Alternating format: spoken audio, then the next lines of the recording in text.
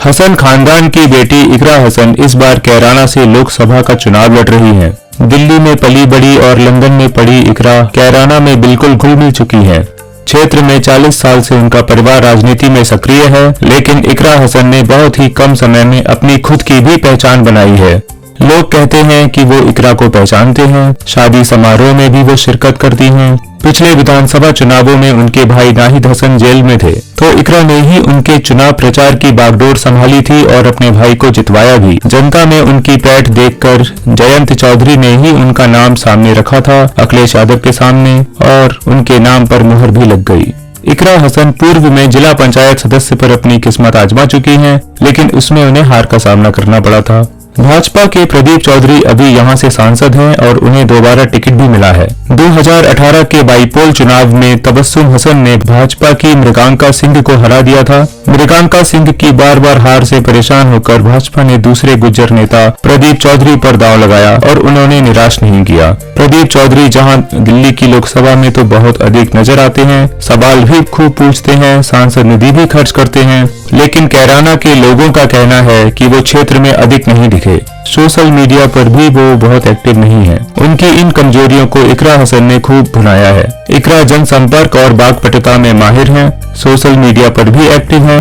वो अपने पिता और भाई की तरह मिलनसार हैं। पिछले कुछ सालों से राजनीति में कैराना क्षेत्र छाया रहा। यहाँ से हिंदुओं के पलायन की खबरें देश भर में सुर्खियां बनी।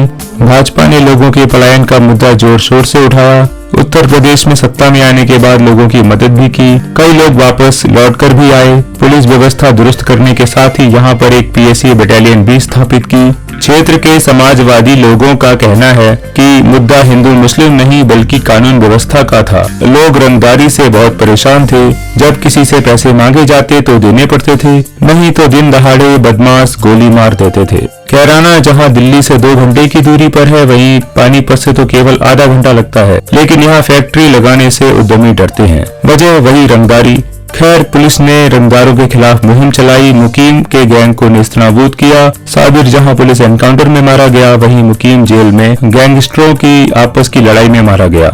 लोग ये भी कहते हैं कि रंगदारों को पहले सत्ता का संरक्षण प्राप्त था। इकरा हसन के बड़े भाई नाहिद हसन पर भी कई मुकदमे चले और गैंगस्टर एक्ट भी लगा।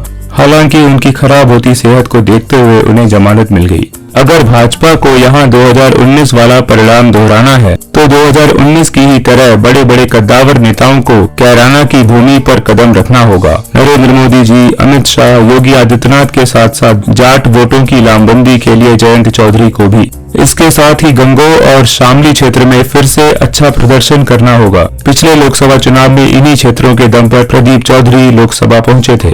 अगर भाजपा अगले कुछ दिनों में आरएलडी के कुछ विधायकों को मंत्री बना देती है, तो उसका भी वोट खींचने पर प्रभाव पड़ेगा। उधर आरएलडी और सपा के गठबंधन में जहां इकरा हसन की सीट सुरक्षित लग रही थी, वहीं अब जयंत चौधरी के भाजपा के साथ जाने से जाट वोट भी उधर खिसक जाएगा। कुछ नुकसान तो जरूर होगा।